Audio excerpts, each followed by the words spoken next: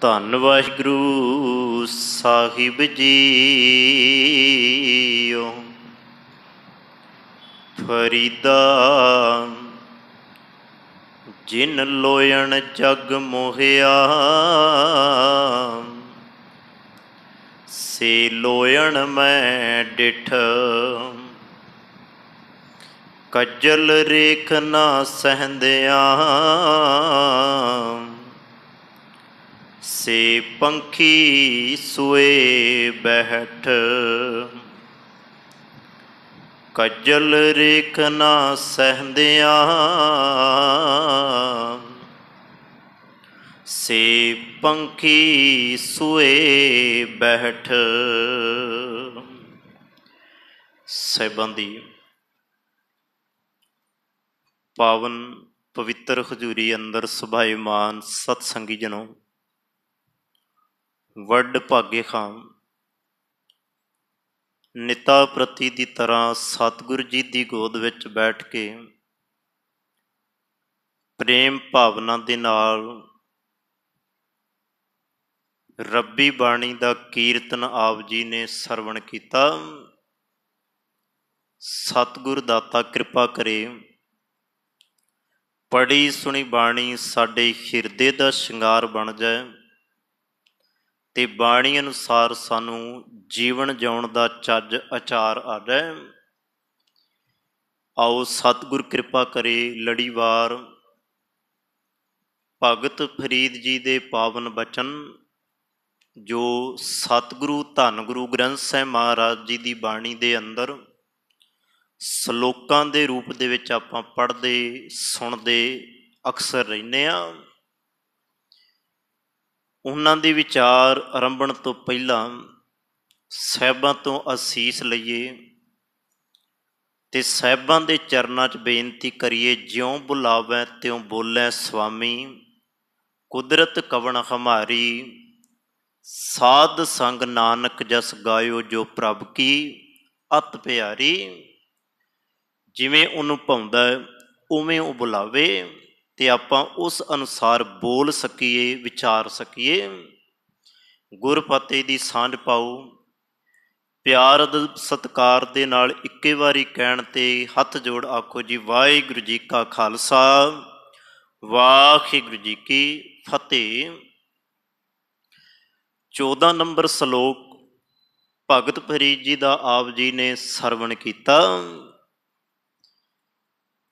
ਇਸ ਪਾਵਨ ਬਚਨ ਦੇ ਅੰਦਰ ਜੋ ਭਗਤ ਫਰੀਦ ਜੀ ਨੇ ਸਮੁੱਚੇ ਸੰਸਾਰ ਨੂੰ ਉਪਦੇਸ਼ ਦਿੱਤਾ, ਜੋ ਦ੍ਰਿੜ ਕਰਾਇਆ, ਆਓ ਉਹਨੂੰ ਸਮਝੀਏ। ਭਗਤ ਫਰੀਦ ਜੀ ਦੀ ਸਮੁੱਚੀ ਬਾਣੀ ਦੋ ਗੱਲਾਂ ਵੱਲ ਇਸ਼ਾਰਾ ਕਰਦੀ ਹੈ। ਪਹਿਲੀ ਗੱਲ, ਇਹ ਸੰਸਾਰ ਇੱਕ ਨਾਸ਼ਵੰਤ ਹੈ, ਭਾਵ ਇਹਦਾ ਸਮਾਂ ਨਿਸ਼ਚਿਤ ਹੈ, ਆਧਾਰਿਤ ਹੈ। ਕਹਿਣ ਤੋਂ ਮੁਰਾਦ ਦਿਸਦੀ ਹਰੇਕ ਚੀਜ਼ ਬਿਨਸਨਹਾਰ ਭਾਵ ਖਤਮ ਹੋਣ ਵਾਲੀ ਹੈ। ਪਹਿਲਾ ਇਸ਼ਾਰਾ ਇਹ। ਦੂਜਾ ਇਸ਼ਾਰਾ, ਭਗਤ ਫਰੀਦ ਜੀ ਨੇ ਜਿਹੜਾ ਆਪਣੀ ਬਾਣੀ ਦੇ ਅੰਦਰ ਦਿੱਤਾ ਉਹ ਮੌਤ ਦਾ ਦਿੱਤਾ ਹੈ, ਜਿਹਨੂੰ ਬਾਰ-ਬਾਰ ਭਗਤ ਫਰੀਦ ਜੀ ਨੇ ਮਨੁੱਖ ਦਾ ਇਸ਼ਾਰਾ ਉਸੇ ਪਾਸੇ ਦਵਾਇਆ। ਜਦੋਂ ਆਪਾਂ ਇਹਨਾਂ ਦੋਹਾਂ ਗੱਲਾਂ ਨੂੰ ਆਪਣੇ ਜੀਵਨ ਦੇ ਅੰਦਰ ਲੈ ਕੇ ਤੁਰਾਂਗੇ ਨਾ, ਤੇ ਚੇਤੇ ਰੱਖਣਾ ਇਹ ਸੰਸਾਰ ਫਿਰ ਸਾਡੇ ਲਈ ਕੁਝ ਵੀ ਨਹੀਂ ਹੋਏਗਾ। ਇਹ ਸੰਸਾਰ ਸਭ ਕੁਝ ਦਿਸਦਾ ਸਾਨੂੰ ਵੀ ਇਉਂ ਲੱਗੇਗਾ ਕਿ ਵੀ ਜੋ ਮੈਂ ਵੇਖ ਰਿਹਾ, ਜੋ ਮੈਂ ਤੱਕਦਿਆਂ, ਜੋ ਮੈਂ ਕੱਲ ਤੱਕਿਆ, ਜੋ ਮੈਂ ਅੱਜ ਵੇਖਿਆ, ਉਹਦੇ ਅੰਦਰ ਅੱਜ ਜਾਂ ਕੱਲ ਬਦਲਾਵ ਆਏਗਾ ਹੀ ਆਏਗਾ।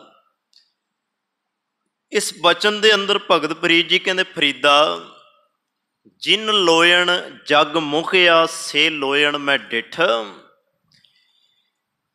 ਇਸ ਸ਼ਬਦ ਦੇ ਅੰਦਰ ਭਗਤ ਫਰੀਦ ਜੀ ਨੇ ਨਾ ਅੱਖਾਂ ਦਾ ਜ਼ਿਕਰ ਕੀਤਾ ਹੈ। ਪਹਿਲਾਂ ਇਹਦੇ ਭਾਵ-ਅਰਥ ਕਰ ਲਈਏ, ਫਿਰ ਇਹਦੀ ਵਿਚਾਰ ਕਰਾਂਗੇ ਸੰਖੇਪ ਰੂਪ ਦੇ ਅੰਦਰ। ਭਗਤ ਪ੍ਰੀਤ ਜੀ ਕਹਿੰਦੇ ਆ, ਖੇ ਫਰੀਦ ਇਸ ਦਿਸ ਦੀ ਗੁਲਜ਼ਾਰ ਅੰਦਰ ਆ ਕੁਝ ਦਿਸ ਰਿਹਾ ਨਾ ਜੋ ਆਪਾਂ ਨੂੰ, ਇਹ ਲੱਗਦਾ ਬੜਾ ਸੋਹਣਾ ਹੈ, ਵੇਖਣ ਵਿੱਚ ਬੜਾ ਸੋਹਣਾ ਹੈ, ਚਾਰੇ ਪਾਸੇ ਦਹਿਲ ਬਹਿਲ ਮਹਿਕ ਚਹਿਕ ਜਿਹੜੀ ਉਹ ਨਜ਼ਰ ਆਉਂਦੀ ਹੈ, ਸੋਹਣਾ ਲੱਗਦਾ ਵੇਖਣ ਨੂੰ। ਇਹਨੂੰ ਹੀ ਭਗਤ ਨਾਮਦੇਵ ਜੀ ਨੇ ਬੜਾ ਪਿਆਰਾ ਬਿਆਨ ਕੀਤਾ ਹੈ, ਇਹ ਦਿਸ ਦੀ ਗੁਲਜ਼ਾਰ। ਭਗਤ ਨਾਮਦੇਵ ਜੀ ਕਹਿੰਦੇ ਆ ਮੈਂ ਤੈਨੂੰ ਇਸ ਦਿਸ ਦੀ ਗੁਲਜ਼ਾਰ ਦੇ ਬਾਰੇ ਕੁਝ ਸਮਝਾਵਾਂ। ਜੋ ਕੁਝ ਤੈਨੂੰ ਦਿਸਦਾ ਹੈ ਨਾ ਉਹ ਸੱਚ ਨਹੀਂ ਹੈ, ਉਹ ਹਕੀਕਤ ਨਹੀਂ ਹੈ। ਇਹਨੂੰ ਭਗਤ ਨਾਮਦੇਵ ਜੀ ਨੇ ਖੂਹ ਦੇ ਅੰਦਰ ਜੋ ਟਿੰਡ ਹੈ ਨਾ ਉਹਦੇ ਵਿੱਚ ਛਲਕਦੇ ਹੋਏ ਪਾਣੀ ਦੇ ਨਾਲ ਜੋੜਿਆ ਹੋਇਆ। ਟਿੰਡਾਂ ਵਿੱਚੋਂ ਨਿਕਲਿਆ ਪਾਣੀ ਜੋ ਛਲਕਦਾ ਹੈ ਨਾ, ਜਾਂ ਸਾਗਰ ਦੇ ਵਿੱਚੋਂ ਉੱਠੀਆਂ ਹੋਈਆਂ ਲਹਿਰਾਂ, ਉਹਨਾਂ ਨਾਲ ਜੋੜਿਆ ਹੋਇਆ ਇਸ ਗੁਲਜ਼ਾਰ ਨੂੰ, ਇਸ ਸੋਹਣੇ ਦਿਸਦੇ ਸੰਸਾਰ ਨੂੰ ਜਿਨ੍ਹਾਂ ਅੱਖਾਂ ਨਾਲ ਅਸੀਂ ਵੇਖਦੇ ਹਾਂ। ਭਗਤ ਨਾਮਦੇਵ ਜੀ ਕਹਿੰਦੇ ਆ, ਹਰ ਕਾ ਬਾਗਰਾ ਨਾਚੈ ਪਿੰਦੀ ਮੈਂ ਸਾਗਰਾ। ਆ ਹਰੀ ਦਾ ਇੱਕ ਸੋਹਣਾ ਬਾਗ ਹੈ ਜਿਹਨੂੰ ਗੁਲਜ਼ਾਰ ਕਿਹਾ ਜਾਂਦਾ ਹੈ, ਪਰ ਇਹਦੀ ਹਕੀਕਤ ਇਹ ਹੈ ਜਿਵੇਂ ਟਿੰਡਾਂ ਦੇ ਵਿੱਚੋਂ ਪਾਣੀ ਨਿਕਲਦਾ ਤੇ ਕੁਝ ਕੁ ਪਾਣੀ ਜਦੋਂ ਥੱਲੇ ਡਿੱਗਦਾ ਨਾ, ਉਹ ਪਾਣੀ ਚੇਤੇ ਰੱਖਣਾ, ਆਪਣਾ ਆਪ ਵਿਖਾਉਣਾ ਚਾਹੁੰਦਾ ਹੈ ਕਿ ਵੀ ਮੈਂ ਹੀ ਸਭ ਕੁਝ ਆ, ਪਰ ਉਸ ਪਾਣੀ ਦੀ ਪਾਇਆ ਕੁਝ ਨਹੀਂ ਹੁੰਦੀ। ਇਸੇ ਤਰ੍ਹਾਂ ਜਿਵੇਂ ਭਗਤ ਰਵਿਦਾਸ ਜੀ ਦਾ ਇੱਕ ਬਚਨ ਆਪਾਂ ਪੜ੍ਹਦੇ ਹਾਂ, ਉੱਥੇ ਭਗਤ ਰਵਿਦਾਸ ਜੀ ਸਾਗਰ ਦੀ ਉਦਾਹਰਨ ਦਿੰਦੇ ਆ। ਅਨਲ ਅਗੰਮ ਜੈਸੇ ਲਹਿਰ ਮੈਂ ਉਦਦ ਜਲ ਕੇਵਲ ਜਲ ਮਾਹੀ। ਇਹ ਦਿਸਦੇ ਹੋਏ ਸਾਗਰ ਦੇ ਉੱਤੇ ਜਿਹੜੀਆਂ ਲਹਿਰਾਂ ਨੇ ਅਸਲ ਦੇ ਵਿੱਚ ਉਹ ਸਮੁੰਦਰ ਦਾ ਰੂਪ ਨੇ, ਸਮੁੰਦਰ ਦੇ ਵਿੱਚ ਸਮਾ ਜਾਣਗੀਆਂ, ਬਿਨਸ ਜਾਣਗੀਆਂ। ਪਰ ਉਹ ਜਦੋਂ ਲਹਿਰਾਂ ਉੱਠਦੀਆਂ ਨੇ ਤੇ ਵੇਖਣ ਵਾਲਾ ਕਹਿੰਦਾ ਕਿ ਵੀ ਇਹ ਨਜ਼ਾਰਾ ਪਹਿਲੀ ਵਾਰ ਵੇਖਿਆ, ਬੜੀ ਉਹਦੀ ਸੁਹੱਪਣਤਾ, ਬੜਾ ਉਹਦਾ ਸੋਹਣਾਪਨ ਉਹਨੂੰ ਨਜ਼ਰ ਆਉਂਦਾ ਹੈ। ਅਗਲੀ ਬੇਨਤੀ, ਗੁਰੂ ਤੇਗ ਬਹਾਦਰ ਮਹਾਰਾਜ ਇਸ ਦਿਸ ਦੀ ਗੁਲਜ਼ਾਰ ਦੇ ਬਾਰੇ, ਇਸ ਦਿਸ ਦੇ ਸੰਸਾਰ ਦੇ ਬਾਰੇ ਇੱਕ ਗੱਲ ਬੜੀ ਕਮਾਲ ਦੀ ਕਹਿ ਜਾਂਦੇ ਆ। ਜਦੋਂ ਤੁਸੀਂ ਗੁਰੂ ਤੇਗ ਬਹਾਦਰ ਮਹਾਰਾਜ ਜੀ ਦੇ ਸ਼ਲੋਕ ਪੜ੍ਹਦੇ ਹੋ ਨਾ, ਸ਼ਲੋਕਾਂ ਦੇ ਅੰਦਰ ਗੁਰੂ ਤੇਗ ਬਹਾਦਰ ਮਹਾਰਾਜ ਜੀ ਕਹਿੰਦੇ ਆ, ਸੁਣ ਇਸ ਦਿਸ ਦੇ ਸੋਹਣੇ ਸੰਸਾਰ ਦੇ ਬਾਰੇ। ਮੈਂ ਗੱਲ ਬਿਨ ਸੰਹਾਰ ਦੀ ਕਰਦਾ। ਭਗਤ ਪ੍ਰੀਤ ਜੀ ਨੇ ਅੱਜ ਦੋ ਗੱਲਾਂ ਮੁੱਖ ਰੱਖੀਆਂ ਨੇ ਸਾਡੇ ਸਾਹਮਣੇ। ਇੱਕ ਚੀਜ਼ ਬਿਨ ਸੰਹਾਰ ਹੈ, ਤੇ ਬਿਨ ਸੰਹਾਰ ਚੀਜ਼ ਜਿਹੜੀ ਹੈ ਉਹ ਮੌਤ ਦੇ ਵੱਲ ਜਾ ਰਹੀ ਹੈ, ਉਹ ਖਤਮ ਹੋਏਗੀ। ਮੌਤ ਹੋ ਗਈ, ਸਾਰਾ ਕੁਝ ਸਮਾਪਤ ਹੋ ਜਾਏਗਾ, ਕੁਝ ਵੀ ਨਹੀਂ ਰਹੇਗਾ। ਗੁਰੂ ਤੇਗ ਬਹਾਦਰ ਮਹਾਰਾਜ ਜੀ ਕਹਿੰਦੇ ਆ, ਇਹ ਦਿਸਦਾ ਹੋਇਆ ਸੰਸਾਰ, ਇਹ ਨਜ਼ਰ ਆਉਂਦੀ ਹੋਈ ਇਹ ਗੁਲਜ਼ਾਰ ਇੱਕ ਪਾਣੀ ਦੇ ਉੱਤੇ ਆਏ ਹੋਏ ਬੁਲਬੁਲੇ ਦੀ ਤਰ੍ਹਾਂ ਹੈ, ਹੋਰ ਕੁਝ ਨਹੀਂ ਹੈ। ਬਚਨ ਆਪਾਂ ਪੜ੍ਹਦੇ ਹਾਂ, ਜੈਸੇ ਜਲ ਤੇ ਬੁੱਧ ਬੁੱਧਾ ਉਪਜੈ ਬਿਨਸੈ ਨੀਤ। ਜਿਵੇਂ ਬਾਰਿਸ਼ ਹੁੰਦੀ ਹੈ, ਬਾਰਿਸ਼ ਦੇ ਵਿੱਚ ਪਾਣੀ ਵਰਸਦਾ ਹੈ, ਮੀਂਹ ਵਰਸਦਾ ਹੈ, ਤੇ ਮੀਂਹ ਵਰਸਦੇ ਦੇ ਉੱਤੇ ਜਿਹੜੀ ਜ਼ਮੀਨ ਤੇ ਉਹ ਬੂੰਦਾਂ ਡਿੱਗਦੀਆਂ ਨੇ, ਉਹਨਾਂ ਦੇ ਵਿੱਚੋਂ ਕੁਝ ਕੁ ਬੁਲਬੁਲੇ ਪੈਦਾ ਹੁੰਦੇ ਨੇ, ਪਰ ਉਹਨਾਂ ਦੇ ਅੰਦਰ ਹਵਾ ਭਰ ਜਾਣ ਦੇ ਨਾਲ ਉਹ ਬੁਲਬੁਲਾ ਬਣ ਜਾਂਦਾ ਹੈ। ਪਰ ਬਿਨਸਣ ਲੱਗਿਆਂ ਉਹਨੂੰ ਇੱਕ ਪਲ ਨਹੀਂ ਲੱਗਦਾ। ਉਹ ਬੁਲਬੁਲਾ ਜਿਵੇਂ ਬਿਨਸਦਾ, ਹਜ਼ੂਰ ਕਹਿੰਦੇ ਜਗ ਰਚਨਾ ਤੈਸੇ ਰਚੀ ਕਹੋ ਨਾਨਕ ਸੁਣ ਮੀਤ। ਹੈ ਮੇਰੇ ਮਿੱਤਰ ਸੁਣ, ਆ ਦਿਸ ਦੀ ਗੁਲਜ਼ਾਰ ਇਹ ਸਦੀਵ ਨਹੀਂ ਹੈ, ਬਿਨ ਸੰਹਾਰ ਹੈ, ਜਿੰਨਾ ਅੱਖਾਂ ਦੇ ਨਾਲ ਤੂੰ ਵੇਖ ਰਿਹਾ। ਅੱਗੇ ਭਗਤ ਪ੍ਰੀਤ ਜੀ ਕਹਿੰਦੇ ਆ, ਪਰ ਅਸਲ ਵਿੱਚ ਗੁੱਝੀ ਭਾਵ ਵਿੱਚ ਮਸਤ ਜੀਵ ਨੂੰ ਕੁਝ ਨਾ ਸੁੱਝਦਾ ਨਾ ਬੁੱਝਦਾ। ਭਾਵ ਇਹਨੂੰ ਇਸ ਦੇ ਬਾਰੇ ਸਮਝ ਨਹੀਂ ਲੱਗਦੀ। ਮੈਂ ਦਿਨੋਂ ਦਿਨ ਕਿਸ ਪਾਸੇ ਵੱਲ ਜਾ ਰਿਹਾ, ਦਿਨੋਂ ਦਿਨ ਮੈਂ ਕਿਸ ਪੜਾਅ ਦੇ ਉੱਤੇ ਪਹੁੰਚ ਰਿਹਾ, ਇਹ ਜੀਵ ਨੂੰ ਸਮਝ ਨਹੀਂ ਹੈ।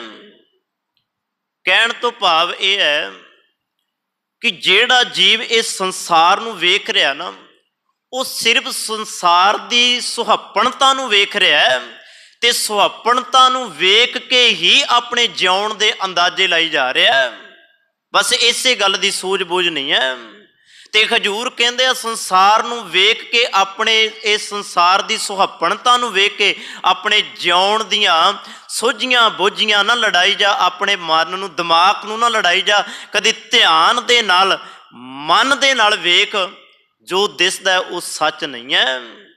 ਸਤਿਗੁਰੂ ਜੀ ਅੱਗੇ ਕਹਿੰਦੇ ਆ, ਇਹਨੂੰ ਕੁਝ ਸੁਝਦਾ ਬੁਝਦਾ ਨਹੀਂ, ਪਿਆ ਮਾਣ ਕਰਦਾ। ਸਦੀਵੀ ਇਹ ਗੱਲ ਬੰਦੇ ਦੇ ਨਾਲ ਜੁੜਦੀ ਆਈ ਹੈ। ਹਰੇਕ ਚੀਜ਼ ਦੇ ਉੱਤੇ ਬੰਦੇ ਨੂੰ ਬੜਾ ਮਾਣ ਹੁੰਦਾ, ਬੜਾ ਹੰਕਾਰ ਹੁੰਦਾ। ਪਰ ਜਿਹੜੀ ਗੱਲ ਭਗਤ ਫਰੀਦ ਜੀ ਇਹਦੇ ਅੰਦਰ ਕਰਨਾ ਚਾਹੁੰਦੇ ਆ, ਉਹ ਬੜੀ ਕਮਾਲ ਦੀ ਕਰ ਗਏ ਆ। ਰੱਬ ਨੇ ਬੰਦੇ ਨੂੰ ਇਹ ਤਨ ਦਿੱਤਾ, ਇਹ ਸਰੀਰ ਦਿੱਤਾ।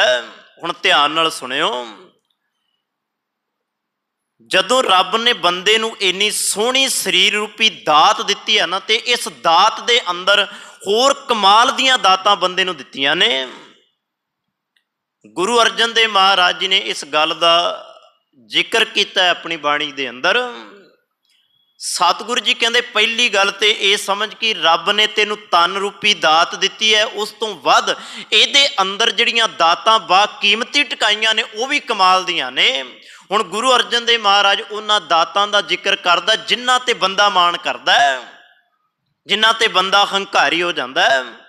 ਸਤਿਗੁਰੂ ਜੀ ਕਹਿੰਦੇ, ਪਹਿਲੀ ਗੱਲ, ਜਿਨ ਕੰਨ ਕੀਤੇ ਅੱਖੀ ਨਾਕ, ਇਹ ਤਨ ਮਿਲਿਆ, ਪਰ ਰੱਬ ਨੇ ਇਹਦੇ ਵਿੱਚ ਦਾਤਾਂ ਕਿਹੜੀਆਂ ਵਧੀਆ ਤੈਨੂੰ ਚੰਗੀਆਂ ਸੋਹਣੀਆਂ ਦਿੱਤੀਆਂ। ਉਹਦੇ ਵਿੱਚ ਸਨ ਪਹਿਲਾਂ ਕੰਨ, ਫਿਰ ਅੱਖਾਂ। ਜਿਨ ਕੰਨ ਕੀਤੇ ਅੱਖੀ ਨਾਕ, ਜਿਨ ਜੇਵਾ ਦਿੱਤੀ, ਬੋਲੇ ਤਾਦ ਫਿਰ ਦਿੱਤੀ ਜੀਭ। ਪਰ ਅਸੀਂ ਗੱਲ ਕਰਨੀ ਆ ਅੱਖਾਂ ਦੀ, ਜਿਹੜੀ ਗੱਲ ਭਗਤ ਫਰੀਦ ਜੀ ਨੇ ਕੀਤੀ ਹੈ। ਭਗਤ ਫਰੀਦ ਜੀ ਕਹਿੰਦੇ, ਇਹ ਅੱਖਾਂ ਬੜੀਆਂ ਸੋਹਣੀਆਂ ਤੈਨੂੰ ਰੱਬ ਨੇ ਦਿੱਤੀਆਂ ਨੇ, ਹੈ ਇਹ ਤੇਰੇ ਤਨ ਤੇ ਹੀ। ਮੰਨਣ ਵਾਲੇ ਇਹ ਗੱਲ ਮੰਨਦੇ ਆ, 80% ਬਾਹਰ ਦਾ ਗਿਆਨ ਮਨ ਨੂੰ ਅੱਖਾਂ ਦਿੰਦੀਆਂ ਨੇ। ਮੰਨਣ ਵਾਲੇ ਇਸ ਗੱਲ ਨੂੰ ਮੰਨਦੇ ਆ, 80% ਜੋ ਬਾਹਰ ਦਾ ਵੇਖ ਕੇ ਬੰਦਾ ਜੋ ਗਿਆਨ ਇਕੱਠਾ ਕਰਦਾ ਹੈ ਨਾ, ਉਹ ਸਾਰਾ ਗਿਆਨ ਅੱਖਾਂ ਰਾਹੀਂ ਮਨ ਤੱਕ ਪਹੁੰਚਦਾ ਹੈ। ਜੇ ਅੱਖਾਂ ਨਾ ਹੋਣ ਤੇ ਬੰਦੇ ਕੋਲੋਂ ਬੜਾ ਕੁਝ ਖੁੰਝ ਸਕਦਾ ਹੈ।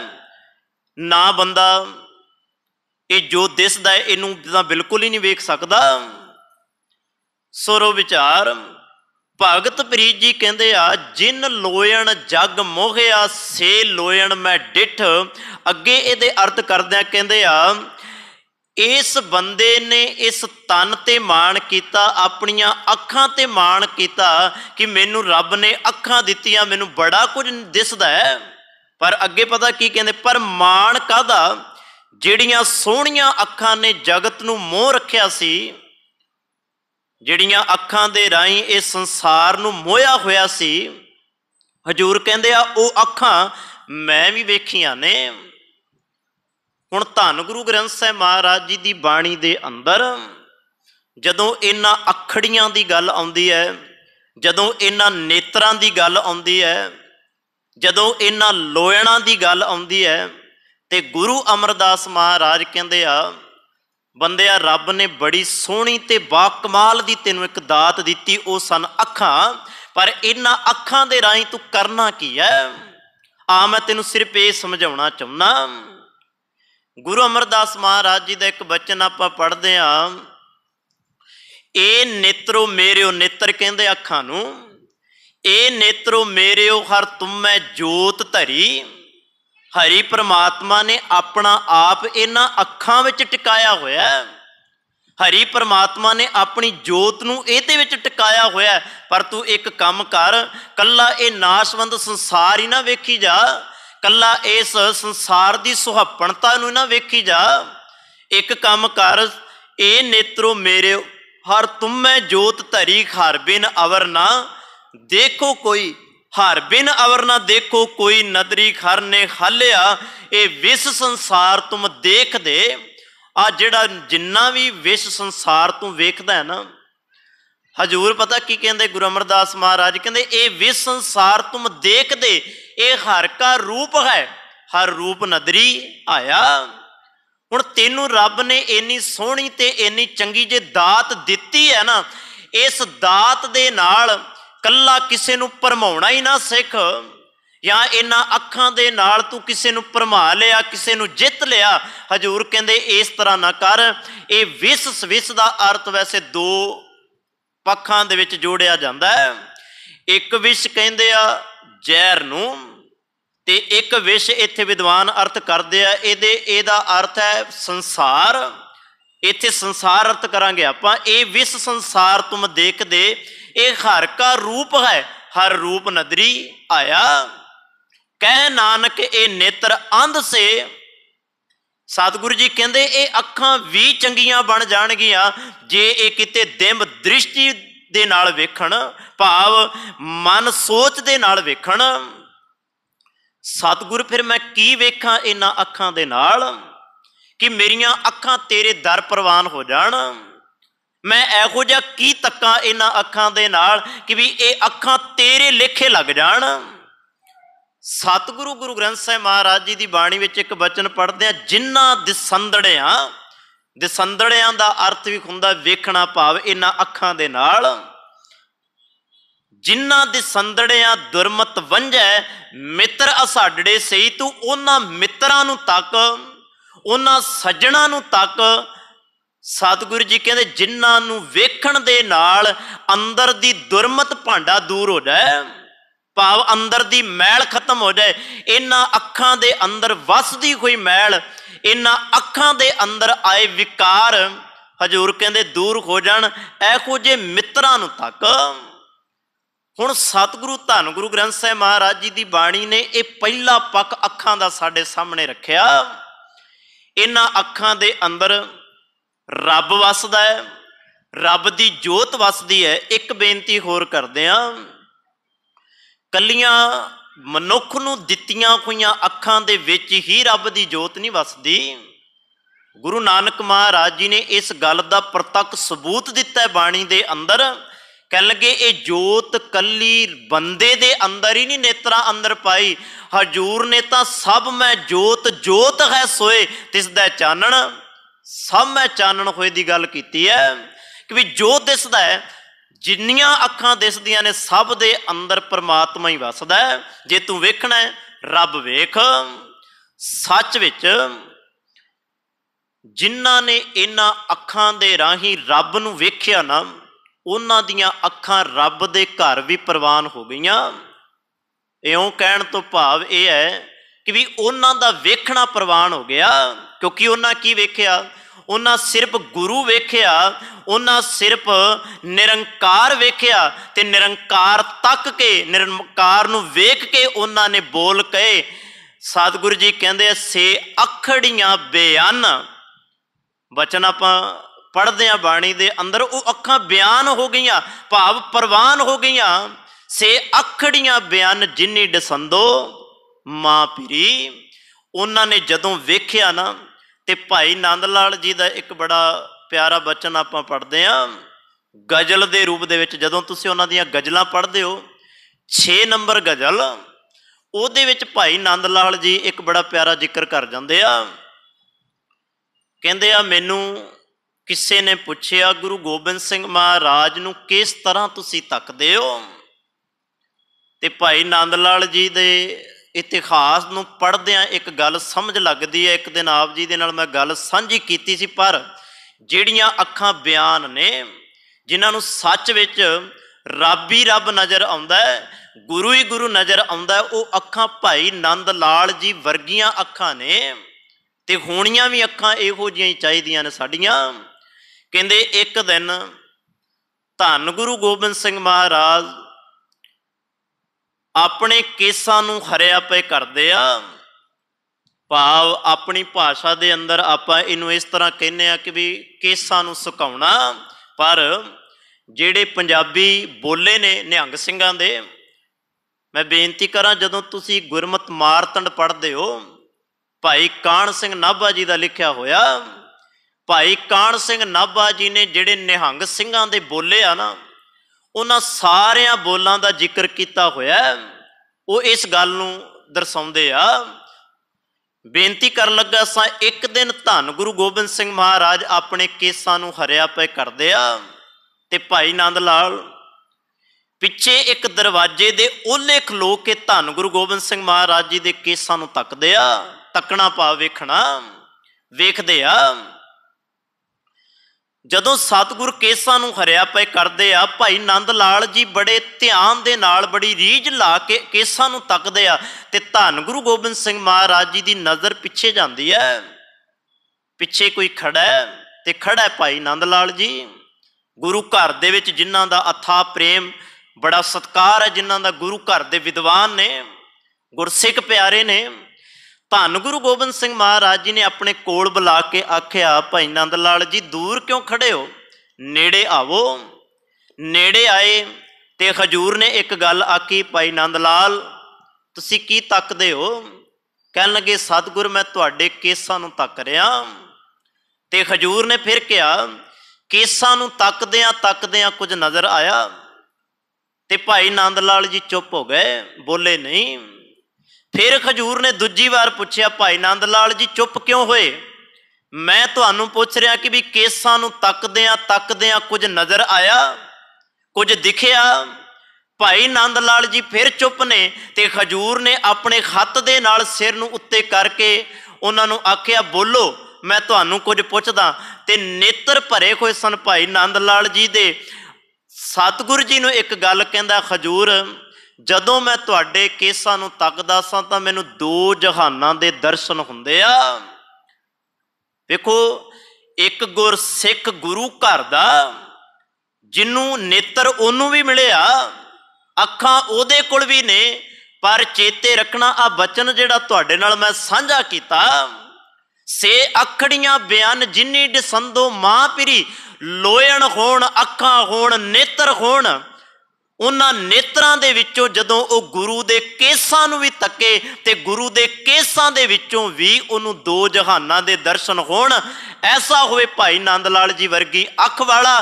ਤੇ ਗੁਰੂ ਗੋਬਿੰਦ ਸਿੰਘ ਮਹਾਰਾਜ ਨੂੰ ਛਾਤੀ ਨਾਲ ਲਾ ਕੇ ਕਹਿੰਦੇ ਆ, ਜਿਹਨੂੰ ਦੋ ਜਹਾਨਾਂ ਦੇ ਦਰਸ਼ਨ ਹੁੰਦੇ ਆ ਉਹ ਕੋਈ ਆਮ ਨਹੀਂ ਹੋਇਆ ਕਰਦਾ, ਉਹ ਬੜਾ ਉੱਚ ਪਦਵੀ ਦੇ ਉੱਤੇ ਪਹੁੰਚਿਆ ਹੋਇਆ ਕਰਦਾ ਹੈ। ਭਾਈ ਨੰਦ ਲਾਲ ਜੀ ਤੁਸੀਂ ਜਿੱਥੇ ਪਹੁੰਚਣਾ ਸੀ ਪਹੁੰਚ ਗਏ, ਤੁਸੀਂ ਪਹੁੰਚ ਗਏ ਹੋ। ਸੋ ਬੇਨਤੀ ਕਰਾਂ, ਸਤਿਗੁਰੂ ਧੰਨ ਗੁਰੂ ਗ੍ਰੰਥ ਸਾਹਿਬ ਮਹਾਰਾਜ ਜੀ ਨੇ ਇਹ ਪਹਿਲਾ ਪੱਖ ਰੱਖਿਆ ਕਿ ਵੀ ਨੇਤਰ ਕਿਹੋ ਜਿਹੇ ਹੋਣ, ਇਹੋ ਜਿਹੇ ਨੇਤਰ ਹੋਣ ਜਿਨ੍ਹਾਂ ਦੇ ਅੰਦਰ ਰੱਬ ਦੀ ਜੋਤ ਹੈ ਤੇ ਸਿਰਫ ਰੱਬ ਹੀ ਨਜ਼ਰ ਆਵੇ। ਪਰ ਸੰਸਾਰ ਦੀ ਹਾਲਤ ਕੁਝ ਇਸ ਤੋਂ ਵੱਖ ਹੈ। ਜਨਕ ਰਾਜਾ ਹੋਇਆ, ਜਨਕ ਰਾਜੇ ਦੇ ਦਰਬਾਰ ਦੇ ਅੰਦਰ ਬੜੀ ਵੱਡੀ ਇੱਕ ਬਹਿਸ ਚੱਲ ਰਹੀ ਹੈ। ਸਾਰੇ ਇੱਕ ਦੂਜੇ ਨੂੰ ਸਵਾਲ ਕਰ ਰਹੇ ਆ, ਕਿਸੇ ਦੇ ਕੋਲ ਉਸ ਸਵਾਲ ਦਾ ਜਵਾਬ ਨਹੀਂ ਹੈ। ਹਾਲਾਂਕਿ ਗੱਲਾਂ ਸਾਰੇ ਬ੍ਰਹਮ ਦੀਆਂ ਕਰਨ ਵਾਲੀਆਂ ਨੇ। ਇੱਥੇ ਮੈਂ ਦੋ ਗੱਲਾਂ ਦਾ ਜ਼ਿਕਰ ਕਰਾਂਗਾ ਆਪ ਜੀ ਦੇ ਨਾਲ।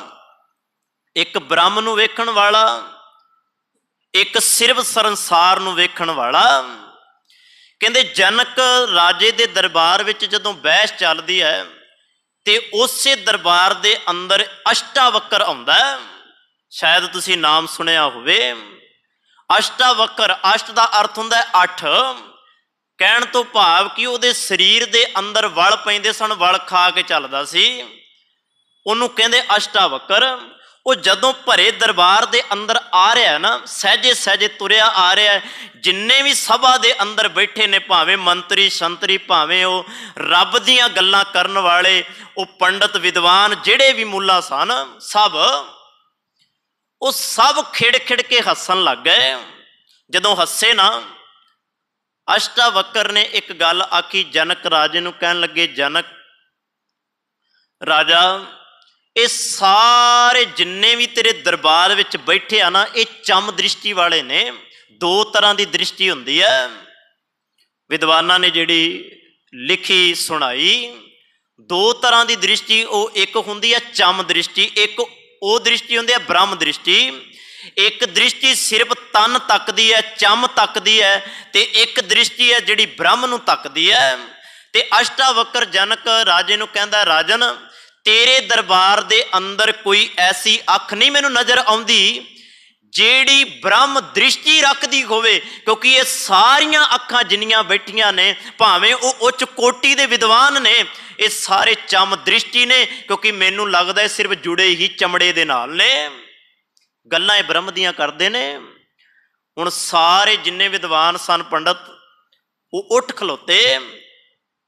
ਰਾਜੇ ਨੂੰ ਸ਼ਰਾਪ ਜਦੋਂ ਦੇਣ ਲੱਗੇ ਤੇ ਰਾਜੇ ਨੇ ਆਖਿਆ ਤੂੰ ਸਿੱਧ ਕਰ ਕਿ ਵੀ ਇਹ ਕਿਵੇਂ ਚਮ ਦ੍ਰਿਸ਼ਟੀ ਨੇ।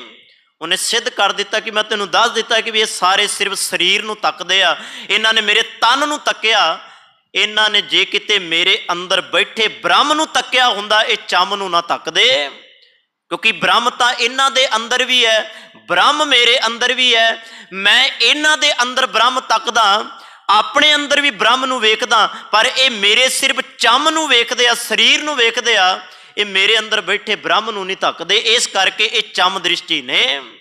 ਇਸ ਕਰਕੇ ਫਰਕ ਤਾਂ ਦ੍ਰਿਸ਼ਟੀ ਵਿੱਚ ਹੈ। ਆਪਾਂ ਕਹਿੰਦੇ ਆ ਜੈਸੀ ਦ੍ਰਿਸ਼ਟੀ ਤੈਸੀ ਸ੍ਰਿਸ਼ਟੀ, ਜਿਹੋ ਜੀ ਸਾਡੀ ਦ੍ਰਿਸ਼ਟੀ ਹੋਏਗੀ, ਜਿਹੋ ਜੀ ਸਾਡੀ ਅੱਖ ਹੋਏਗੀ, ਉਹੋ ਜਿਹਾ ਸਾਨੂੰ ਸੰਸਾਰ ਨਜ਼ਰ ਆਏਗਾ। ਜੇ ਕਿਤੇ ਆਪਣੀ ਅਸੀਂ ਅੱਖ ਨੂੰ ਬਦਲ ਲਈਏ, ਸੰਸਾਰ ਵੀ ਬਦਲਿਆ ਨਜ਼ਰ ਆਏਗਾ। ਸਾਨੂੰ ਸੰਸਾਰ ਬਦਲਿਆ ਕਿਉਂ ਨਹੀਂ ਨਜ਼ਰ ਆ ਰਿਹਾ? ਕਿਉਂ? ਕਿਉਂਕਿ ਸਾਡੀ ਅੱਖ ਮੈਲੀ ਹੈ, ਇਸ ਕਰਕੇ ਅਸੀਂ ਸਭ ਕੁਝ ਮੈਲਾ ਹੀ ਤੱਕਦੇ ਹਾਂ। ਤੇ ਭਾਈ ਨੰਦ ਲਾਲ ਜੀ ਕਹਿੰਦੇ ਦਿਲ ਅਗਰ ਦਾਨਾ ਬਵਦ, ਦਿਲ ਵਿੱਚ ਮੈਲ ਨਾ ਹੋਵੇ ਤੇ ਦ੍ਰਿਸ਼ਟੀ ਵੀ ਸਾਫ਼ ਰਹਿੰਦੀ ਹੈ। ਦਿਲ ਅਗਰ ਦਾਨਾ ਬਵਦ ਅੰਦਰ ਯਾਰ ਕਿਨਾਰ ਅਸਤ, ਭਾਈ ਨੰਦ ਲਾਲ ਜੀ ਦੀ 6 ਨੰਬਰ ਗਜ਼ਲ। ਇਹਦੇ ਅਰਥ ਕੀ ਨੇ ਭਲਾ? ਦਿਲ ਅਗਰ ਦਾਨਾ ਬਵਦ ਦਾ ਭਾਵ ਅਰਥ ਹੈ ਵੀ ਜੇ ਤੇਰਾ ਦਿਲ ਸਾਫ਼ ਹੈ, ਤੇਰਾ ਮਨ ਸਾਫ਼ ਹੈ, ਫਿਰ ਚੇਤੇ ਰੱਖੀ ਰੱਬ ਦੀਆਂ ਦਿੱਤੀਆਂ ਹੋਈਆਂ ਕੱਲੀਆਂ ਕੱਲੀਆਂ ਦਾਤਾਂ ਸਾਫ਼ ਨੇ। ਤੇਰੀਆਂ ਅੱਖਾਂ ਸਾਫ਼ ਨੇ, ਤੇਰੇ ਕੰਨ ਸਾਫ਼ ਨੇ, ਤੇਰੇ ਹੱਥ ਪਵਿੱਤਰ ਨੇ, ਤੇਰੇ ਪੈਰ ਪਵਿੱਤਰ ਨੇ। ਇਹ ਸਾਰਾ ਕੁਝ ਜ਼ਿਕਰ ਕੀਤਾ ਬਾਣੀ ਦੇ ਅੰਦਰ। ਦਿਲ ਅਗਰ ਦਾਨਾ ਬਵਦ, ਜੇ ਦਿਲ ਸਾਫ਼ ਹੈ ਤੇ ਚੇਤੇ ਰੱਖੀ ਅੰਦਰ ਯਾਰ ਕਿਨਾਰ ਅਸਤ, ਤੈਨੂੰ ਅੰਦਰ ਬੈਠਾ ਯਾਰ ਰੱਬ ਵੀ ਨਜ਼ਰ ਆਏਗਾ। ਜੇ ਤੇਰਾ ਦਿਲ ਸਾਫ਼ ਨਹੀਂ ਫਿਰ ਤੈਨੂੰ ਅੰਦਰ ਬੈਠਾ ਰੱਬ ਵੀ ਨਜ਼ਰ ਨਹੀਂ ਆਏਗਾ। ਅੰਦਰ ਕੀ ਬਾਹਰ ਵੀ ਨਜ਼ਰ ਨਹੀਂ ਆਏਗਾ, ਜਿੰਨਾ ਮਰਜੀ ਫਿਰ ਛਾਲਾ ਮਾਰੀ ਜਾ। ਤੇ ਭਗਤ ਫਰੀਦ ਜੀ ਕਹਿੰਦੇ ਫਰੀਦਾ ਜਿਨ ਲੋਇਣ ਜਗ ਮੋਹਿਆ, ਮੈਂ ਇਹਨਾਂ ਅੱਖਾਂ ਦੇ ਨਾਲ ਸੰਸਾਰ ਤੱਕਿਆ, ਮੈਂ ਇਹਨਾਂ ਅੱਖਾਂ ਦੇ ਨਾਲ ਸੰਸਾਰ ਵੇਖਿਆ। ਸੰਸਾਰ ਨੂੰ ਜਦੋਂ ਵੇਖਿਆ ਤੇ ਇਉਂ ਲੱਗਾ ਕਿ ਵੀ ਜਿਨ੍ਹਾਂ ਅੱਖਾਂ ਦੇ ਨਾਲ ਸਾਰਾ ਕੁਝ ਮੋਹ ਲਿਆ ਜਾਂਦਾ ਸੀ, ਕੱਜਲ ਰੇਖ ਨਾ ਸਹਿੰਦਿਆਂ ਸੇ ਪੰਖੀ ਸੋਏ ਬੈਠ, ਇਹਦੇ ਨਾਲ ਇੱਕ ਸਾਖੀ ਜੁੜਦੀ ਹੈ ਜੀ। ਚਲੋ ਜਿਹੜੇ ਸਾਡੇ ਪ੍ਰੋਫੈਸਰ ਨੇ, ਉੱਚ ਕੋਟੀ ਦੇ ਆਪਣੇ ਆਪ ਨੂੰ ਮੰਨਣ ਵਾਲੇ, ਉਹ ਇਹ ਗੱਲ ਨੂੰ ਨਹੀਂ ਮੰਨਦੇ, ਪਰ ਇਉਂ ਪ੍ਰਤੀਤ ਹੁੰਦਾ ਕਿ ਵੀ ਜੋ ਕੁਝ ਭਗਤ ਫਰੀਦ ਜੀ ਨੇ ਵੇਖਿਆ, ਜੋ ਕੁਝ ਭਗਤ ਫਰੀਦ ਜੀ ਨੇ ਸੰਸਾਰ ਤੇ ਤੱਕਿਆ, ਉਹਨਾਂ ਨੇ ਉਹੀ ਕੁਝ ਸਾਡੇ ਸਾਹਮਣੇ ਬਿਆਨ ਕਰ ਦਿੱਤਾ। ਮੈਂ ਸਿਰਫ ਸੰਖੇਪ ਰੂਪ ਵਿੱਚ ਤੁਹਾਡੇ ਨਾਲ ਸਾਂਝੀ ਕਰ ਦਿੰਦਾ, ਕਿਉਂਕਿ ਇਹਦੇ ਨਾਲ ਉਹ ਜੁੜਦੀ ਹੈ। ਕਹਿਣ ਲੱਗੇ ਇੱਕ ਵੇਸ਼ਵਾ, ਉਹਨੇ ਆਪਣੀ ਗੋਲੀ ਨੂੰ ਆਖਿਆ ਤੂੰ ਕੱਜਲ ਪੀ ਕੇ ਲਿਆ। ਉਹ ਕੱਜਲ ਪੀ ਕੇ ਲਿਆਈ ਤੇ ਜਦੋਂ ਉਹਨੇ ਉਹ ਸਲਾਈ ਕੱਜਲ ਦੀ ਭਰੀ ਤੇ ਆਪਣੀਆਂ ਅੱਖਾਂ ਵਿੱਚ ਲਾਈ ਨਾ, ਤੇ ਉਹਦੀਆਂ ਅੱਖਾਂ ਦੇ ਵਿੱਚ ਉਹ ਕੱਜਲ ਰੜਕਣ ਲੱਗ ਗਿਆ। ਜੋ ਲਿਖਿਆ ਉਹਦੇ ਅੰਦਰ, ਕਹਿੰਦੇ ਉਹ ਕੱਜਲ ਜਿਵੇਂ ਹੀ ਉਹਨੇ ਆਪਣੀਆਂ ਅੱਖਾਂ ਵਿੱਚ ਪਾਇਆ ਨਾ, ਉਹਨੇ ਤੇ ਆਪਣੀ ਸੁਹੱਪਣਤਾ ਦੇ ਲਈ ਪਾਇਆ ਸੀ ਕਿ ਮੈਂ ਸੰਸਾਰ ਨੂੰ ਸੋਹਣੇ ਲੱਗਾ, ਜਿਹੜਾ ਤੱਕੇ ਉਹ ਅੱਚ ਕਰ ਉੱਠੇ। ਹੁਣ ਜਦੋਂ ਉਹਨੇ ਆਪਣੀਆਂ ਕੱਜਲ ਅੱਖਾਂ ਦੇ ਵਿੱਚ ਪਾਇਆ ਤੇ ਉਹ ਅੱਖਾਂ ਵਿੱਚ ਰੜਕਣ ਲੱਗ ਗਿਆ, ਉਹਨੇ ਆਪਣੇ ਕੁਝ ਕੁ ਗਵਾਲੇ ਸੱਦ ਕੇ ਨਾ ਉਸ ਗੋਲੀ ਜਿੰਨੇ ਉਹ ਪੀਸਿਆ ਸੀ ਕੱਜਲ, ਉਹਨੂੰ ਛਮਕਾਂ ਮਰਵਾਈਆਂ ਤੇ ਇਹ ਕਿਹਾ ਕਿ ਵੀ ਤੂੰ ਹਰ ਵਾਰੀ ਕੱਜਲ ਪੀਸਦੀ ਹੈ, ਤੈਨੂੰ ਕੱਜਲ ਪੀਸਣ ਦੀ ਜਾਚ ਨਹੀਂ ਆਈ। ਤੇ ਭਗਤ ਫਰੀਦ ਜੀ ਕਹਿੰਦੇ ਅੱਜ ਮੈਂ ਉਸ ਵੇਸ਼ਵਾ ਨੂੰ ਪੁੱਛਣਾ ਚਾਹੁੰਦਾ, ਜਿਹਦੀਆਂ ਅੱਖਾਂ ਦੇ ਵਿੱਚ ਕਦੀ ਕੱਜਲ ਪੈਂਦਾ ਸੀ, ਰੜਕਦਾ ਸੀ, ਤੇ ਉਹ ਕੱਜਲ ਅੰਦਰ ਅੱਖਾਂ ਦੇ ਪੈਂਦਿਆਂ ਅੱਖਾਂ ਵਿੱਚੋਂ ਪਾਣੀ ਵਹਿੰਦਾ ਸੀ ਤੇ ਅੱਖਾਂ ਵਿੱਚ ਦਰਦ ਹੋ ਤੁਰਦਾ ਸੀ। ਅੱਜ ਮੈਂ ਉਹਨੂੰ ਪੁੱਛਣਾ ਚਾਹੁੰਦਾ, ਅੱਜ ਤੇਰਾ ਉਹ ਕੱਜਲ, ਅੱਜ ਤੇਰੀਆਂ ਉਹ ਅੱਖਾਂ ਮੈਨੂੰ ਕਿਤੇ ਨਜ਼ਰ ਨਹੀਂ ਆਉਂਦੀਆਂ। ਇਸ ਪੰਕਤੀ ਵੱਲ ਧਿਆਨ ਦਿਓ। ਕੱਜਲ ਰੇਖ ਨਾ ਸਹਿੰਦਿਆਂ, ਜਿਹੜੀਆਂ ਅੱਖਾਂ ਕੱਜਲ ਨਹੀਂ ਸਨ ਸਹਿੰਦੀਆਂ, ਕਹਿਣ ਲੱਗੇ ਸੇ ਪੰਖੀ ਸੋਏ ਬੈਠ, ਕਹਿੰਦੇ ਉਹਨੂੰ ਲੋਕਾਂ ਨੇ ਚੁੱਕ ਕੇ ਬਾਹਰ ਜੰਗਲ ਵਿੱਚ ਸੱਟ ਦਿੱਤਾ ਲੋਤ ਨੂੰ। ਉਹਦੇ ਵਿੱਚੋਂ ਨਿਕਲੇ ਕਿਰਮ, ਉਹਦੇ ਵਿੱਚੋਂ ਨਿਕਲੇ ਕੀੜੇ, ਸਾਰੇ ਸਰੀਰ ਨੂੰ ਨੋਚ ਨੋਚ ਕੇ ਖਾ ਗਏ। ਰਹਿ ਗਿਆ ਲਾਸਟ ਵਿੱਚ ਖੋਪਰ। कहन लगे खोपर दे विचों जदों मांस निकल गया सुक गया वो कहन लगे मैं वेख्या पंखियां ने उहदे विच आंडे दिते आ उन्हां पंखियां दे विचों दिते होए आंडियां दे विचों जदों बच्चे निकलदे आ अज उहदे विच बच्चे अपना आलना पा के बैठे आ। सतगुरु जी कहंदे से पंखी सोए बैठ अज वो अखां कित्थे ने ਜਿਹੜੀਆਂ ਕਿਸੇ ਨੂੰ ਆਪਣੀ ਸੁਹਾਪਣਤਾ ਵਿਖਾਉਣਾ ਚਾਹੁੰਦੀਆਂ ਸਨ ਜਾਂ ਕੋਈ ਉਹਨਾਂ ਦੀ ਸੁਹਾਪਣਤਾ ਵੇਖਣਾ ਚਾਹੁੰਦਾ ਸੀ। ਹਜੂਰ ਕਹਿੰਦੇ ਆ ਕਹਿਣ ਤੋਂ ਮੁਰਾਦ ਇੰਨੀ ਕੁ ਹੈ ਆਪਣੇ ਤਨ ਦਾ ਸ਼ਿੰਗਾਰ ਨਾ ਕਰ ਆਪਣੇ ਮਨ ਦਾ ਸ਼ਿੰਗਾਰ ਕਰ। ਸਾਰੀ ਜ਼ਿੰਦਗੀ ਬੰਦਾ ਤਨ ਨੂੰ ਸਵਾਰਦਾ ਰਹਿੰਦਾ ਸਾਰੀ ਜ਼ਿੰਦਗੀ ਆਪਣੇ ਆਪ ਨੂੰ ਸਵਾਰਦਾ ਰਹਿੰਦਾ ਬਾਹਰੋਂ कदी अपने अंदर नूं नहीं सवार पाउंदा। जे किते खजूर कहंदे अपने अंदर नूं सवार लै फिर ये पंक्ति जिहड़ी आपां हर वारी पढ़दे आ आप सवारै मैं मिलिया सुख होए फरीदा जे तू मेरा होए रह सब जग तेरा होए। सतगुर दाता कृपा करे सत संगत विच आइए अंदरला शिंगार अपना बनाइए। जे अंदर शिंगार है बाहर की सुहापणता भी प्रवान है जे बाहर की सुहापणता इकली रह गई फिर अंदरों कभी प्रवान नहीं हो पावांगे। अंदर की सुहापणता ते बाहर की सुहापणता ये दोवां की गल सतगुरु गुरु ग्रंथ साहिब महाराज करदे आ। इन्नी को बेनती प्रवान करियो जी भुल्लां दी खिमा। वाहिगुरू जी का खालसा वाहिगुरू जी की फतेह। राम